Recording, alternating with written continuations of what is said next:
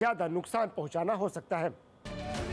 कांग्रेस की रणनीति जो भी हो, लेकिन लोकसभा के चुनावी इतिहास में सबसे कम उम्मीदवार उतारने का कीर्तिमान बनाने वाली कांग्रेस पर बीजेपी क्या कह रही है, उसे सुन लीजिए। इस बार उनके 328 प्रत्याशी मैदान में हैं। साफ संकेत है कि इस बार कांग्रेस 30 से 36 सीटों के बीच ही चुनाव जीतेगी। आदरणीय नरेंद्र मोदी जी ने 2014 में जो कहा था कांग्रेस मुक्त भारत, तो कांग्रेस स्वयं को जो है मुक्त कर ले रही है और अब सिर्फ 328 सीटों तक सिमट गई है और सांसदों की संख्या अब कुछ दर्जन रह गए हैं, यानी मिनी बस में बैठकर भी उसके सांसद प्रवास कर सकते हैं। अब सवाल ये कि क्या कांग्रेस कम सीटों पर चुनाव लड़कर बीजेपी को 400 पार जाने से रोक पाएगी? जो भी आज आदिवासियों को, दलितों को, पिछड़ों को मिलता है वो इसके कारण मिलता है और बीजेपी के नेताओं ने साफ बोल दिया है कि अगर वो चुनाव जीतेंगे तो वो इस किताब को बदल के परे कर देंगे। इसलिए उन्होंने 400 सीट का नारा दिया था। 400 सीट छोड़िए, उनको 150 सीट नहीं मिलने वाली है। राहुल गांधी बीजेपी को 150 पर रोकने तो प्रधानमंत्री अब की बार भी कांग्रेस की पक्की हार के दावे कर रहे हैं।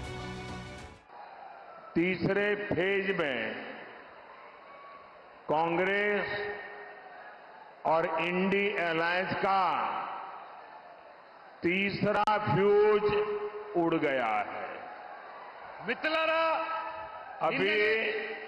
अभी 4 चरण के चुनाव बाकी है। जनता जनार्दन के आशीर्वाद से बीजेपी और एनडीए तेजी से विजय रथ को बहुत जनता जनार्दन आगे ले जा रही है। सच ये भी है कि पिछले 2 चुनाव में कांग्रेस से सीधे मुकाबले में बीजेपी की एकतरफा जीत देखी गई। 2014 में बीजेपी और कांग्रेस में 189 सीटों पर सीधी टक्कर थी। इनमें बीजेपी ने 166 यानी करीब 88% सीटें जीत ली। कांग्रेस को सिर्फ 23 यानी 12% सीटें ही मिल पाई। 2019 में बीजेपी और कांग्रेस में 190 सीटों पर सीधी भिड़ंत थी। इनमें बीजेपी ने 175 यानी 92% सीटें जीत ली, तो कांग्रेस को सिर्फ 15 यानी 8% सीटें ही मिल पाई। 2014 में बीजेपी और गैर कांग्रेस दलों में 147 सीटों पर टक्कर थी। इनमें से बीजेपी ने 116 यानी 79% सीटें जीती, दूसरे दलों ने 31 यानी 21% सीटें जीती। 2019 में बीजेपी और गैर कांग्रेस दलों में 185 सीटों पर भिड़ंत थी। इनमें बीजेपी ने 128 यानी 69% सीटें जीती, तो दूसरे दलों को 57 यानी 31% सीटें मिली। 2019 के चुनावी नतीजों के मुताबिक कांग्रेस से सीधी टक्कर होने की सूरत में बीजेपी को 90% से ज्यादा सीटों पर जीत हासिल हुई थी, तो वहीं दूसरे दलों के मुकाबले की स्थिति में बीजेपी की सफलता दर 69% रह गई थी। ऐसे में कांग्रेस से कम उम्मीदवार उतारने की वजह ये अंकगणित भी हो सकता है। जबकि चुनावी राजनीति के जानकारी से कांग्रेस का भटकाव बता रहे हैं। इतिहास में कम से कम भारत के आज़ादी के बाद से पहली बार ऐसा है कि वो सबसे कम सीटों पर लड़ रही है। ये उनकी मजबूरी है या उनका चुनाव है, मैं कहूँगा ये दोनों है।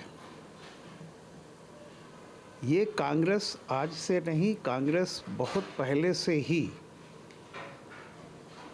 भटक गई। मैं कहूँगा कि 86 से ही करीब करीब कांग्रेस एक भटकाव की तरफ है। फिलहाल 3 चरण के चुनाव में देश की आधी से ज्यादा सीटों पर मतदान हो चुका है। पक्ष और विपक्ष दोनों ही तीनों चरणों में जीत के दावे कर रहे हैं, लेकिन इन दावों के बरकस जनादेश क्या है, इसे जानने के लिए अभी 27 दिन और इंतजार करना होगा।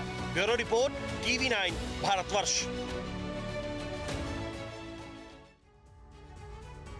और इसी के साथ ही हम यहाँ पर एक ब्रेक के लिए रुक रहे हैं। आप देखते रहिए TV9 भारतवर्ष।